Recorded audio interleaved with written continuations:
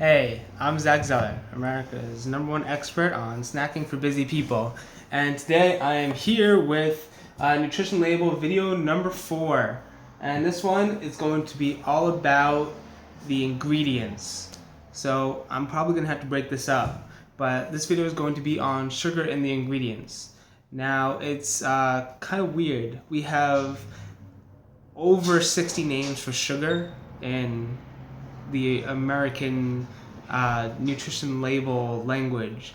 It's kind of like how they say that Eskimos have like 100 words for snow because it's just everywhere. Well, in America, we have sugar that's everywhere and we have a whole lot of names for it.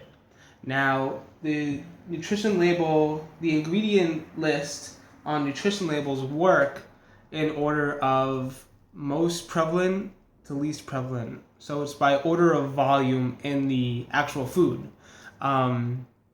So what people do in like the big food industry is they get smart and tricky, and instead of adding like a whole bunch of like high fructose corn syrup, they add different types of sugars. So they say, all right, high fructose corn syrup, it's good, it's sweet, it's cheap, we'll add that. But let's also add like malt syrup, some molasses, some raw sugar, and a little bit of turbinado sugar, And so those are 4 different sources of sugar, and it's going to add up to a whole lot of sugar volume, but a lot of people don't realize that in the label. So you have to watch out for how many different types of sugar are identified in the nutrition label.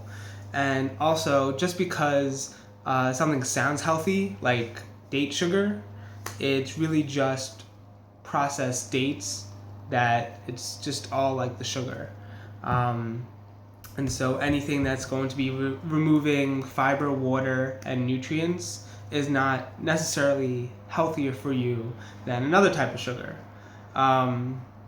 So like apple sugar, banana sugar, Barbados sugar, all those things, they kind of sound healthy, but they're not necessarily. Also, in terms of like the chemical names, like fructose, galactose, mannose, anything that ends with the ose ending is probably going to be a sugar. And artificial sugars aren't better than the conventional sugars. So there's like artificial sugar, and then there's like the nutritive sugar that has calories with it. So artificial sugar has seen to have a bunch of other side effects. So even it could be as mild as an alcohol sugar, like a sorbitol, that kind of like causes bloating in your stomach. But a lot of the other artificial sugars have issues that they kind of break down and interact with your chemistry. So those are definitely something that you should avoid. And even when you, I know it's kind of an aside note, but even when you get those packets of like Equal or Sweet and Low, those are often, they have a little bit of the artificial sweetener in it, but they're often cut with a lot of like real sugar. So it can actually increase your blood sugar level and cause a bunch of issues there. So that's it for sugar in the nutrition label. I'm Zack Zeller from snackhacker.com.